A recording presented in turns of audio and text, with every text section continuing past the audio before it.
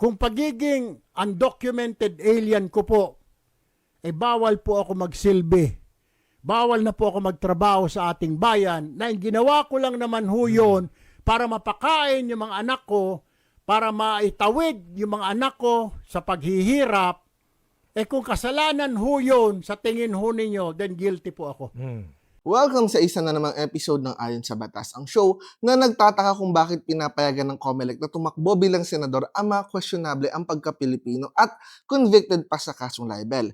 Katulad na lang ng topic natin ngayon na si Senator Erwin Tulfo, kasi kahit na maraming issue sa kanyang qualification bilang senador, pinayagan pa rin siyang tumakbo ng COMELEC. Kaya ngayong episode, pag-uusapan natin si Senator Erwin Tulfo. Specifically, pag-uusapan natin ng kanyang citizenship issue at kung qualified nga ba siya maging senador ng Pilipinas. Pero bago ang lahat, kilalanin muna natin si Senator Erwin Tulfo. Si Senator Erwin Tulfo ay pinanganak noong August 10, 1964 sa Tacloban, Leyte. Kapatid niya si Ramon Tulfo, Ben Tulfo at syempre si Raffy Tulfo na isa na ring senador ngayon. Bago naging public official si Senator Erwin Tulfo, isa siya sa mga journalist at news reporters sa iba't ibang TV networks gaya ng ABS-CBN at TV5.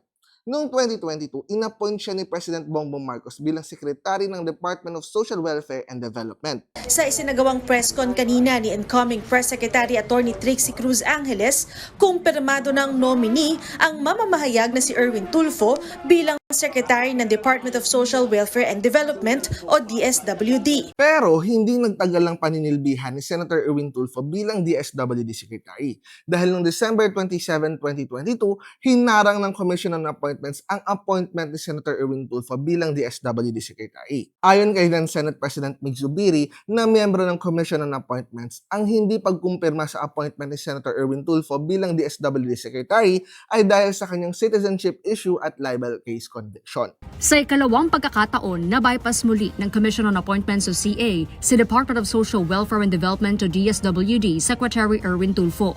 Kinumpirma ni Senate President Juan Miguel Mig Zubiri na hindi na matatalakay ng CA ang deliberasyon para sa ad interim appointment ni Tulfo ngayong taon. Ayon sa senador, komplikado ang sitwasyon ni Tulfo dahil sa issue ng kanyang citizenship at libel case. Dito natapos ang pagiging DSWD Secretary ni Senator Erwin Tulfo dahil hindi na siya bumalik sa pagiging DSWD Secretary. At noong May 20, 2023, pagkatapos ma-dismiss ang disqualification case laban kay Senator Erwin Tulfo, naging congressman siya bilang third nominee ng ACT-CIS noong pinalitan niya si Jeffrey Soriano.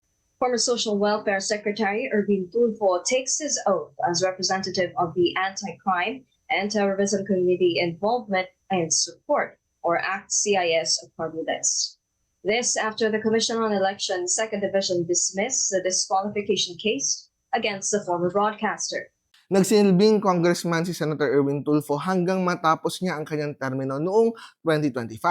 Pagkatapos noon, tumakbo at na-elect siya bilang senador noong 2025 elections kung saan nakuha niya ang 4th place with 17,065,384 votes. Pero kahit na nanalo bilang senador si Erwin Tulfo, hindi pa rin siya tinigilan ng mga issue dahil sinampahan siya ng quo warranto petition sa Senate Electoral Tribunal kung saan kine-question ang qualification niya bilang senador. Specifically, kine-question ni disbarred lawyer Toto Causing ang citizenship ni Senator Erwin Tulfo dahil ayon kay Toto Causing, hindi daw Pilipino si Senator Erwin Tulfo. Hiniling ni Bertini Causing ng Coronadal City sa Senate Electoral Tribunal na utusan si Senator Erwin Tulfo na bakantihin ang kanyang tanggapan sa Senado.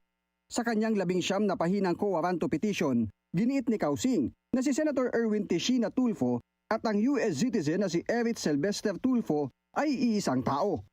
Bagamat ni-renounce na umano ni Tulfo ang kanyang US citizenship, hindi siya makukonsiderang dual citizen dahil hindi umano siya nag-apply para maibalik ang kanyang Filipino citizenship. Pero bakit nga ba kine-question ni Toto Causing ang pagka-Pilipino ni Senator Erwin Tulfo? Nagsimula kasi ang citizenship issue ni Senator Erwin Tulfo dahil inamin niya na naging American citizen siya noong 1986. Tinalikuran niya lang ang pagiging Amerikano niya noong 2022. Sir, kailan kayo naging American citizen, sir? Back in 86 or 88, I'm not sure. Until when, sir? until I renounce it, I think. Itong 2022 lang, sir.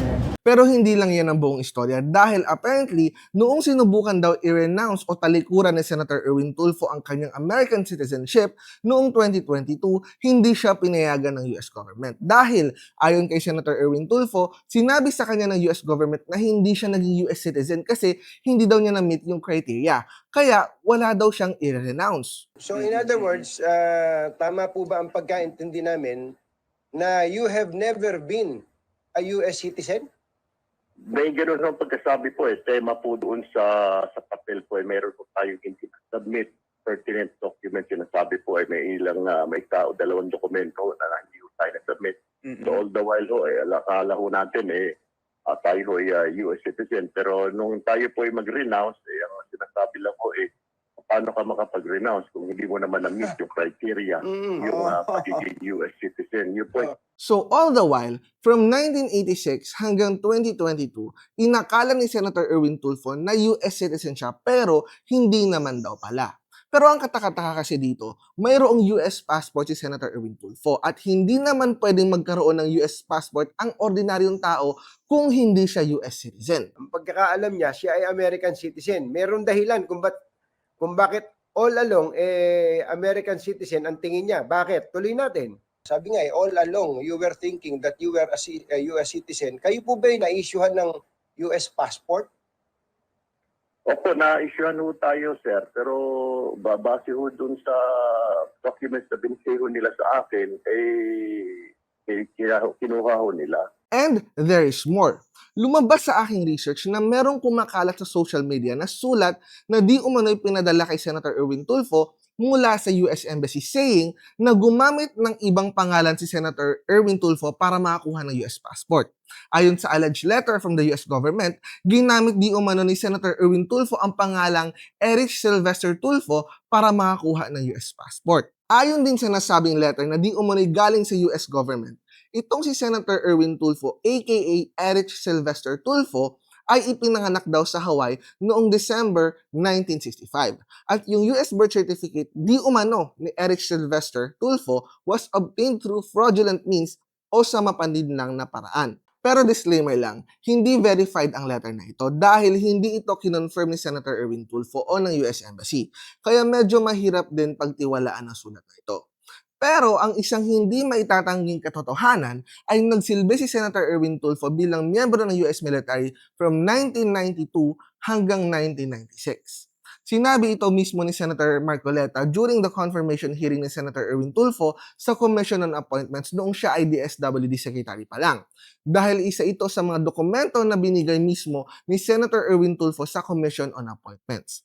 At sang-ayon nga sa sinabi ni Senator Marcoleta, hindi pwedeng mag-serve sa US military ang isang individual unless siya ay US citizen or a permanent resident sa US. It's about your being an enlisted personnel of the United States Army for several years, and you have been in active military service stationed in Europe from 1992 to 1996. Correct me if I'm wrong, but to be an enlisted personnel in the U.S. Army, either you are a citizen by birth or you have acquired U.S. citizenship by naturalization, or that you are a lawful permanent resident. I mean, what is the status of your citizenship when you were enlisted member of the U.S. Army and when you serve as an active military service station in Europe, sir? Mr. Chair, with all Yeah. due respect, Senator Estrada. Congressman Marcoleta, I think the good secretary has asked for the executive session with regard to your Okay. question. Kaya kahit sabihin ni Senator Erwin Tulfo na hindi daw siya naging US citizen ayon sa US Embassy, overwhelming facts show na meron siyang US passport at nag-serve siya sa US military from 1992 hanggang 1996, which hindi niya magagawa kung hindi siya naging US citizen. Kaya from 1992 hanggang 1996, sinasabi ng mga ebidensya na naging US citizen nga si Senator Erwin Tulfo bago siya naging DSWD Secretary. So ang issue natin ay kung qualified ba maging senador si Senator Erwin Tulfo kahit noong 2022 niya lang tinalikuran ang pagiging US citizen niya. Pero bago natin i-discuss yan, itatag muna natin ang mga batas at desisyon ng Korte Suprema na applicable sa kaso ni Senator Erwin Tulfo. Ayon sa Section 3, Article 6 ng 1987 Constitution, bago maging senador ang isang Pilipino, dapat siya ay natural-born citizen, 35 years old sa araw ng eleksyon, marunong magbasa at magsulat, rehistradong botante at naninirahan sa Pilipinas at least 2 years bago ang eleksyon. Ang keyword natin dyan ay natural-born Filipino. So, sino nga ba ang natural-born Filipino? Ayon sa Section 2, Article 4 ng 1987 Constitution, ang natural-born citizen ay yung mga Pilipino since birth na walang ginawang kahit anong bagay para makuha o ma-perfect ang kanilang pagka-Pilipino. Sa kaso ni Senator Erwin Tulfo, it is undisputed na siya ay natural-born Pilipino kasi hindi naman naging issue kung Pilipino nga ba ang kanyang mga magulang. Pero remember na inamin ni Senator Erwin Tulfo na naging US citizen siya from 1986 to 2022. So ang tanong, from 1986 hanggang 2022, Pilipino at Amerikano ba si Senator Erwin Tulfo? In short, dual citizen ba siya at that time? Ang sagot dyan, hindi dual citizen si Senator Erwin Tulfo from 1986 hanggang 2022 dahil hindi siya Pilipino. Siya ay Amerikano lang. Ayon kasi sa Section 1 ng Commonwealth Act No. 63, which is the prevailing law nung panahon na naging Amerikano si Senator Erwin Tulfo, ang Filipino citizenship ay mawawala if ang isang tao ay naging naturalized citizen ng ibang bansa. Sa madaling salita, noong naging US citizen si Senator Erwin Tulfo noong 1986, nawala na rin ang kanyang pagka-Pilipino. Pero, sinabi ni Senator Erwin Tulfo na nirenounce o tinalikuran na niya ang kanyang US citizenship noong 2022, noong narekomenda siya bilang DSWD Secretary. So, ang susunod nating issue, noong nirenounce ni Senator Erwin Tulfo ang kanyang American citizenship, natural-born citizen pa rin ba siya? Importanteng tanong yan kasi remember, ayon sa Section 2, Article 4 ng 1987 Constitution, natural-born citizen lang ang pwedeng tumakbo bilang senador ng Pilipinas. At ayon sa Section 2, Article 4 ng 1987 Constitution, ang natural-born citizen ay yung mga Pilipino since birth na walang ginawa kahit anong bagay para ma-acquire o ma-perfect ang kanilang pagka-Pilipino. Since sa kaso ni Senator Erwin Tulfo, meron siyang ginawang hakbang para makuha ulit ang kanyang pagka-Pilipino, which is nirenounce niya ang pagka-Amerikano niya. So ang tanong, considered pa rin ba na natural-born Filipino si Senator Erwin Tulfo?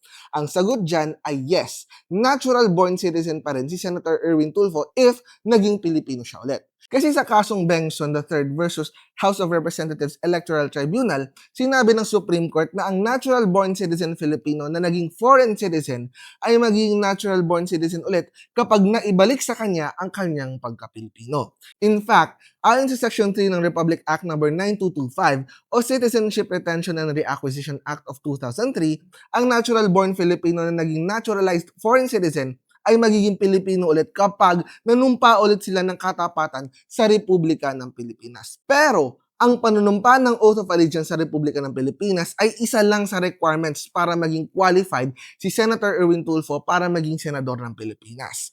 Ayon sa kasong Gana Karait versus Comelec, sinabi ng Supreme Court na para maging qualified sa public office ang isang dual citizen through naturalization, meron siyang dalawang bagay na dapat gawin. Una, kailangang i-renounce niya ang kanyang foreign citizenship at pangalawa, dapat mag-Oath of Allegiance siya ayon sa Section 3 ng Republic Act No. 9225. Pero remember na hindi dual citizen si Senator Erwin Tulfo since 1986 hanggang 2022. Siya ay Amerikano. At kahit na naging effective ang RA 9225 noong 2003, noong Amerikano pa si Senator Erwin Tulfo, hindi ibig sabihin na automatic siya na naging dual citizen noong naisabataas ang RA 9225 noong 2003. Kasi ayon sa kasong Tan versus Crisologo, sinabi ng Supreme Court na hindi pwedeng i-apply ang RA 9225 para sa mga natural-born citizen na naging naturalized citizen ng foreign country bago maging effective ang RA 9225. Ibig sabihin, sa kaso ni Senator Erwin Tulfo, hindi lang sapat na i-renounce niya ang kanyang pagka-Amerikano at mag-oath of allegiance sa Republika ng Pilipinas ayon sa RA 9225 para maging natural-born citizen siya ulit. Kasi ang RA 9225 ay para sa mga dual citizen lang. Pero dahil naging Amerikano si Senator Erwin Tulfo bago maisabatas ang RA 9225, hindi siya dual citizen. Amerikano lang siya.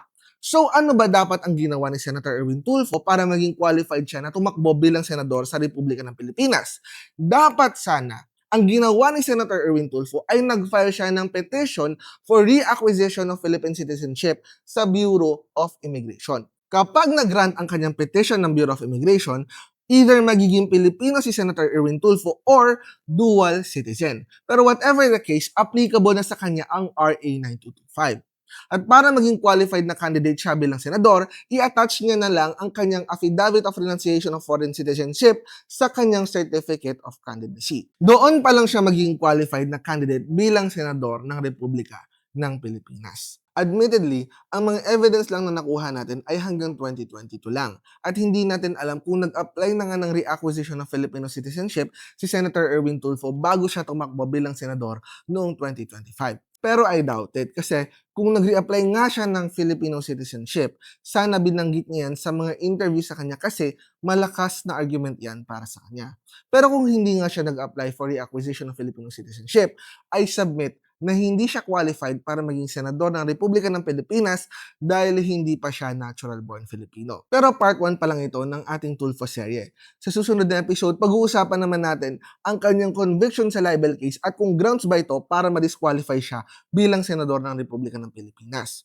Kaya para sa mga anti-Erwin Tulfo na nanonood ngayon, kung makaligtas man siya sa citizenship issue, tingnan natin kung makakaligtas din ba siya sa issue ng libel. That is our episode for today. If you like this episode, please like, share, and subscribe. Balik kayo next week para sa part 2 ng ating series and session adjourned.